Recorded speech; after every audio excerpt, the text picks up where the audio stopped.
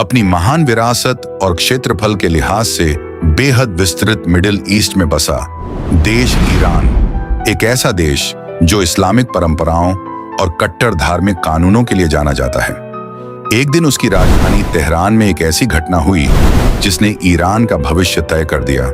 किसी को नहीं पता था कि 1979 में हुई इस्लामिक क्रांति के बाद ईरान में शुरू हुए इस्लामिक शासनकाल के 47 सालों के दौरान सामान्य मानी जाने वाली यह घटना उसके आने वाले दिनों की पटकथा लिख देगी।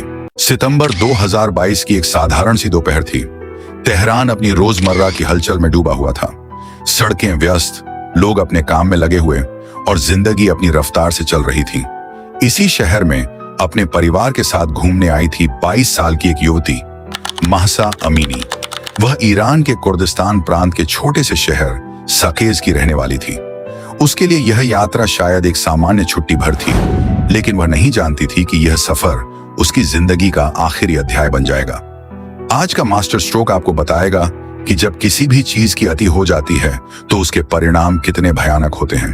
तो आगे बढ़ते हैं अपनी कहानी की तरफ। 13 सितंबर को जब वह ईरानी लड़की तेहरान की सड़कों पर थी, तभी अचानक उसे गाश्त-ए-इरशाद, जिसे आमतौर पर मोरल पुलिस कहा जाता है, उसने उन्हें रोक लिया। उन पर आरोप था कि उन्होंने हिजाब ठीक तरह से नहीं पहना। ईरान में यह केवल सामाजिक अपेक्षा नहीं, बल्कि एक कानूनी नियम है। महसा को बिना किसी लंबी बातचीत के एक वैन में बैठाकर ले जाया गया। उसके परिवार को बताया गया कि उसे सुधारात्मक कक्षा में ले जाया जा रहा है और कुछ समय बाद छोड़ दिया जाएगा। यह आश्वासन जितना साधारण लगा, उसका परिणाम उतना ही असाधारण और भयावह था। कुछ ही घंटों बाद परिवार को खबर मिली कि महसा अस्पताल में भर्ती है। जब वे वहां पहुंचे तो उन्होंने उसे अचेत अवस्था में पाया। वह कोमा में थी। सरकारी बयान आया कि उसे अचानक दिल का दौरा पड़ा, लेकिन परिवार और कई प्रत्यक्षदर्शियों ने आरोप लगाया कि हिरासत के दौरान उसके साथ मारपीट हुई थी। सच क्या था, यह विवाद का विषय बना रहा, लेकिन एक तथ्य निर्विवाद था। एक स्वस्थ युवा लड़की अचानक जीवन और मृत्यु के बीच झूल रही थी। अगले 3 दिन प्रतीक्षा के थे, भारी, बेचैन और अनिश्चित। परिवार उम्मीद और भय के बीच झूलता रहा। देश भर में इस घटना की खबर फैलने लगी। लोग सवाल करने लगे, लेकिन जवाब अब भी धुंधले थे। 16 सितंबर को वह खबर आई जिसने सब कुछ बदल दिया। महसा अमीनी की मृत्यु हो गई, लेकिन इस घटना को केवल एक अलग थलग हादसा मानना अधूरा होगा। इसके पीछे एक पूरा ढांचा था, एक ऐसी व्यवस्था जो वर्षों से आकार ले रही थी। इस व्यवस्था के केंद्र में थे ईरान के सर्वोच्च नेता अली खमैनी।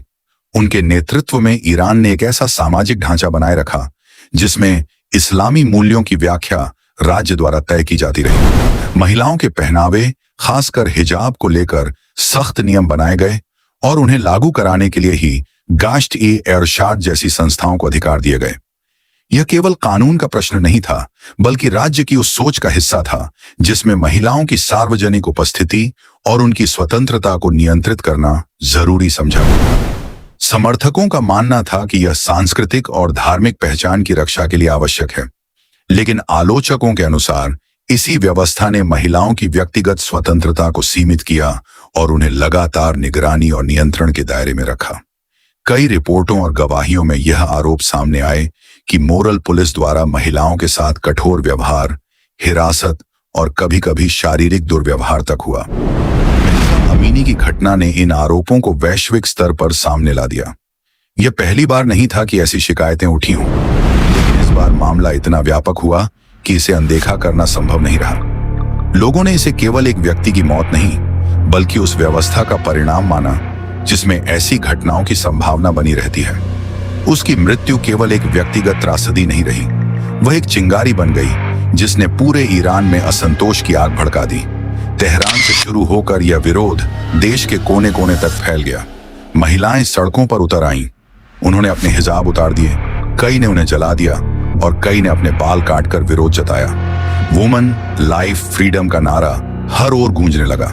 यह केवल एक नारा नहीं था, बल्कि वर्षों से दबी हुई भावनाओं और आकांक्षाओं का विस्फोट था। सरकार ने इन प्रदर्शनों को नियंत्रित करने की कोशिश की। गिरफ्तारियां हुई, इंटरनेट सेवाएं सीमित की गईं और सड़कों पर कड़ी निगरानी रखी गई। फिर भी यह आंदोलन केवल सड़कों तक सीमित नहीं रहा। ये लोगों के विचारों, चर्चाओं और वैश्विक संवाद का हिस्सा बन गया। महसा अमीनी का नाम एक प्रतीक बन गया, एक ऐसी पहचान जो व्यक्तिगत कहानी से आगे बढ़कर व्यापक सामाजिक और राजनीतिक प्रश्नों को सामने लाती है। ये कहानी केवल एक लड़की की नहीं है, ये उस समाज की कहानी है जो परंपरा और स्वतंत्रता के बीच संतुलन खोजने की कोशिश कर रहा है। ये उस संघर्ष की कहानी है जिसमें कानून, संस्कृति और व्यक्तिगत अधिकार आमने सामने खड़े हैं। अली खामेनेई के नेतृत्व में बनी नीतियां और गश्त-ए-इरशाद जैसे संस्थागत ढांचे इस बहस के केंद्र में रहे हैं। एक तरफ राज्य का नियंत्रण और दूसरी तरफ व्यक्तिगत स्वतंत्रता की मांग। महसा अमीनी अब इस दुनिया में नहीं है, लेकिन उसकी कहानी जीवित है, हर उस आवाज में जो सवाल पूछती है और हर उस व्यक्ति में जो बदलाव की उम्मीद करता है। दोस्तों, ईरान में आज जो कुछ भी हो रहा है ये कोई अचानक नहीं हुआ है। इसके पीछे ईरान के लोगों के दर्द की वो लंबी दास्तान है जो इस्लामिक क्रांति के नाम पर उन्हें दिए गए हैं। चंद दशकों पहले ईरान एक स्वच्छंद देश हुआ करता था जहां महिलाओं को अपनी मर्जी से जिंदगी जीने की आजादी थी, लेकिन वो आजादी इतनी ज्यादा हो गई कि समाज में संतुलन बनाए रखने के लिए सख्त कानून लगाने शुरू किए।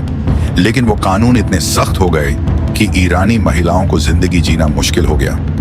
आजादी मिली तो बेहिसाब और सख्ती हुई तो वो भी बेहिसाब और परिणाम हुआ विध्वंस।